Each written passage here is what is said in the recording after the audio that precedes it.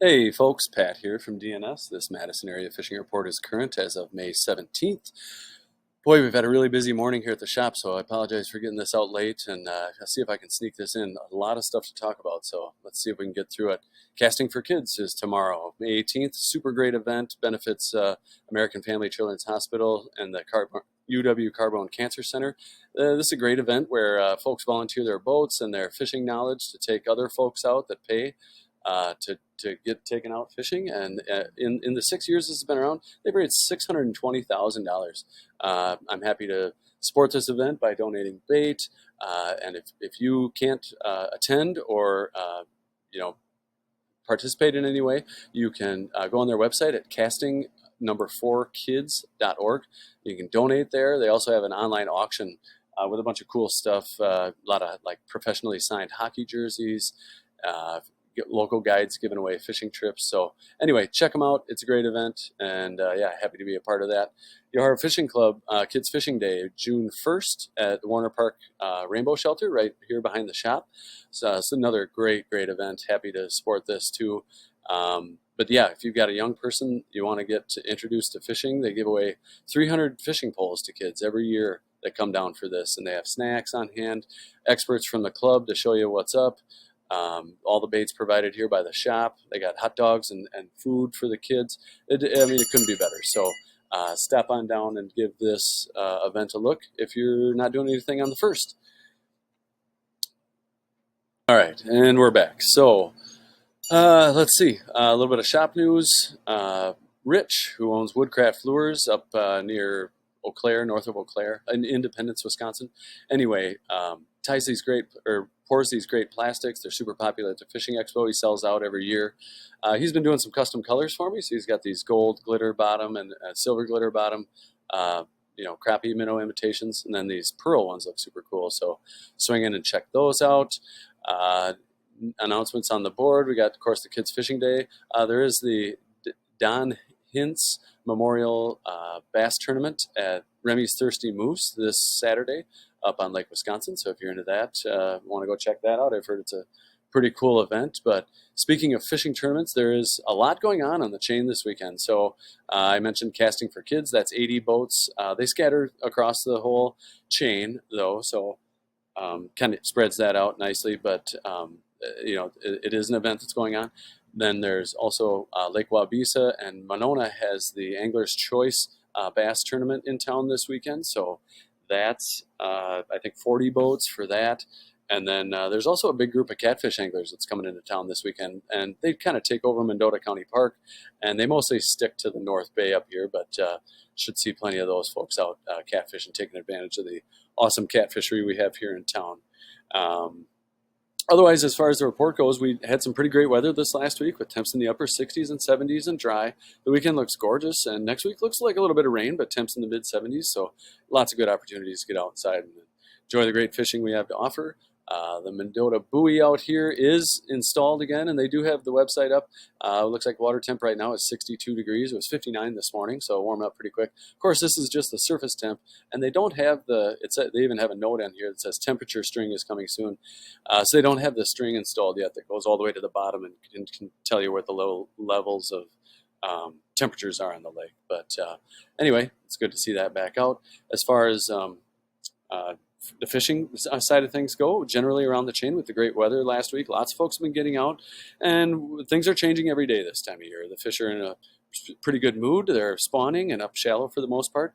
I guess speaking of spawning, I would like to ask folks to not keep fish off beds. I know it's easy pickings and the fish can be good size, but we do need to protect those fish to make more babies and keep the fishing good around here. So if you can, maybe don't keep them off beds. That being said, crappies are still on beds on Mendota, but are done spawning everywhere else on the chain with small fathead minnows and minnow-shaped plastics working well. Bluegills are on beds on Waubesa and Kegonsa, but they're still staging just outside spawning areas on Monona and Mendota. The bluegill bite has been good on Kegonsa and Waubesa with small jigs tipped with a piece of redworm and waxworm or spike working well, and that's, pretty standard for all bluegill bluegills everywhere. The catfish action up here on the north side has been great, with cut bait still working well, although I have been hearing about a few fish starting to be picked up on crawlers, and that'll sort of transition as summer goes on here. Bass are up shallow pretty much everywhere, either spawning or getting ready to spawn. Chatterbaits, spinnerbaits, and lipless crankbaits have been working well. But as they become more territorial for the spawn, slower rigs like a Ned rig or a Wacky rig are a good option. Walleye are still up shallow on cloudy days and especially at night, but on sunny days you might want to look a little bit deeper, maybe 15, 20 feet, I don't know. Jerk baits and swim baits all work well at night, and maybe a little more subtle presentation like a leech or a fathead or a bobber is a good idea during the day. Folks are picking up a few muskies here and there on Lake Monona and Waubesa. Pike are plentiful everywhere, and will grab all the baits I listed above, but it's hard to beat a large shiner or sucker under a bobber for those fish. And all area rivers and streams have been running high, but are back down to seasonal averages and have been fishing pretty well. A little more detail here up on the north side here on Cherokee.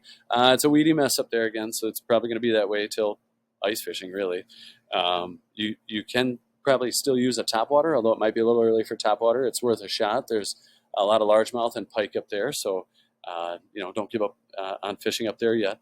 Down to the 113 bridge, like I mentioned, the catfish action up there has been great. Lots of big fish in there. They do get some crappie and white bass, walleye, all kinds of things. Nice mixed bag in there. You never know what you might find, but catfish are kind of the star down there. On Lake Mendota, like I said, that group of catfish anglers is going to be in town. They'll be mostly up in North Bay and pounding on the cats up there. But otherwise, around Mendota, obviously, it's the largest and coldest lake on the chain, so the fish patterns are a little bit behind the rest of the lakes downstream of Mendota. Most of the fish being caught are coming out of 10-foot of water or less. I'm hearing reports of crappies still on beds. Bluegills are staging just outside those same spawning areas in 5 to 10 feet of water. And this is pretty much going to be the same deal all around the lake. Mendota's a big, deep lake with very few shallow flats and stuff, so it's pretty easy to find the fish this time of year. Bass are just starting to get on beds on Mendota, and like I mentioned in the intro, wallies are still shallow but moving out deeper as the water temps climb, especially sunny days. Could be out a little deeper, but at night, generally very shallow. So, like I said, just find yourself some shallow water and you'll likely find fish all around the lake. The University Shoreline's been good over here too. Tenney Park, they've been getting good fish off the breakwall, and of course with the area below the locks open now, there's a lot of fish in the river. I've been hearing about everything from muskie to bluegill, everything in between, walleye, sturgeon, you name it. They've been seeing it down there. So some good action coming out of there. Down on Monona, the spawn's a little further along, but still behind the two lower lakes. We've got the crappie are pretty much done spawning down here. Bluegills are starting to move up on beds, but bass are up on beds around Lake Monona. So again, look to shallow areas for all these fish.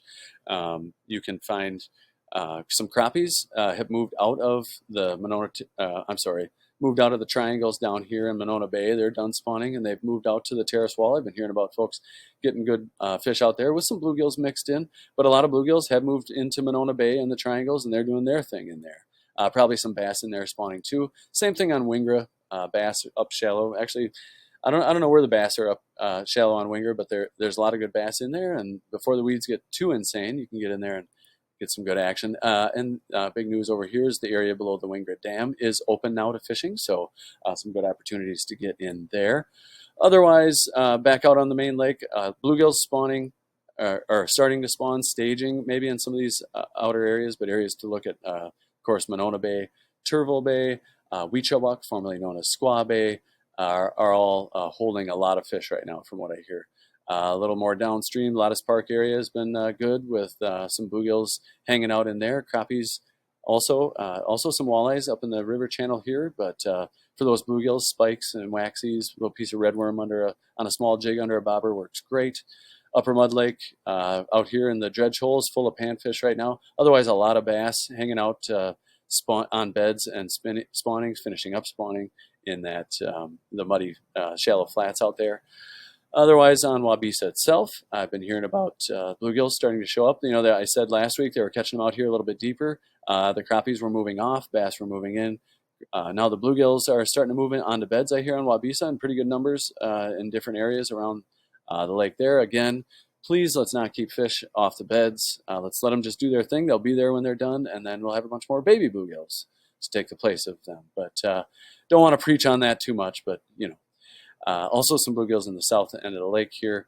Some crappies and walleyes between Babcock and Bible Camp over here I've been hearing about. Otherwise, I haven't really heard that much action coming off Waubesa. The area below the Babcock Dam is a good place this time of year. On Lake Kegonsa, haven't heard a lot out of there per usual, but other than some panfish up here near Fish Camp County Park, so that's always a good place to start out there. Otherwise, if you can find some weed edges that are starting to pop up down there, Kegonsa's got some real nice bluegills in there. Down on the Rock River, Indian Ford Dam's got some white bass backed up behind it still. On Koshkonong, they've been getting more and more walleyes out in the main lake. Guys are trolling for them, flicker shads and stuff like that. But also I've heard about folks starting to troll crawler rigs already. So the summer's just burning away on us, isn't it? So there's also fish up in the river and deeper corners all the way from Black Hawk Island up into Fort Atkinson and up to the Jefferson Dam, where they're also getting good white bass and some channel cats I've been hearing about showing up there. Beaver Dam Lake up the way is, don't know why my screen's doing that, but anyway, now I'm going to look for hotels, I guess. Anyway, we're back. Okay, so Beaver Dam Lake, the eater catfish bite is going on, and they're still finding them up shallow. The crappie bite's probably done up there. I haven't heard specifically, but it's, shallow lake, warms up pretty quick. I imagine the bluegills are up shallow over there. Lake Wisconsin and the river in general. Kyle Zempel's been reporting on social media some great catches out there. Of course, he knows the river like the back of his hand, but smallies are active, so get out there and enjoy that. Otherwise, all the dams, Prairie du Sac, Wisconsin Dells, Castle Rock, Pedenwell, all are holding fish right now. A lot of white bass up in there. The walleyes have kind of moved off, and they're back down shallow, or back down into their deeper holes, or moved back down into flowages, depending on where they were doing their thing. But speaking of flowages, Lake Wisconsin's been fishing pretty well. I've been hearing about some walleyes up here where the river comes in, mostly on this end of the lake, but also some good panfish action in the shallow bays around the lake. Wisconsin Dells Dam, been holding a lot of white bass up there. So that action's been good. Same thing at Castle Rock and Petenwell Dams. White bass are running up there and stacked up in there to spawn and are generally easy to catch. Mississippi River's been running high, but what that does is it pushes a lot of fish up into the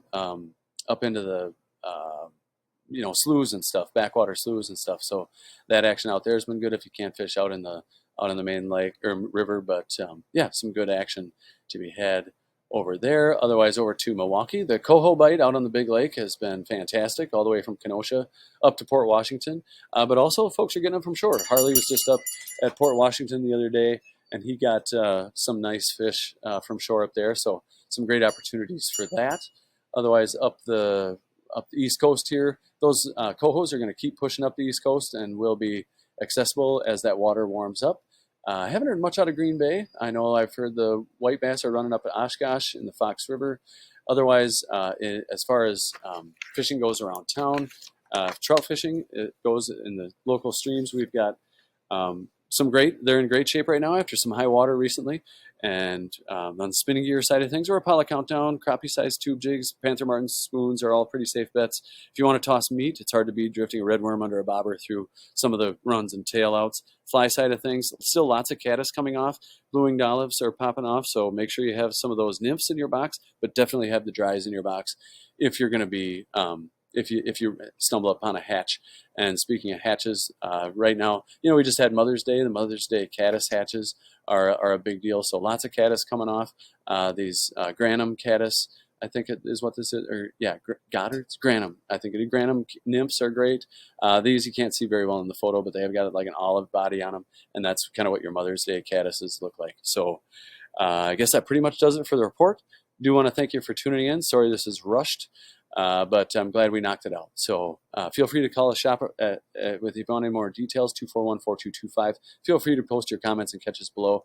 I do appreciate you tuning in, and I wish you luck out there, and we will talk to you next week. Thanks so much.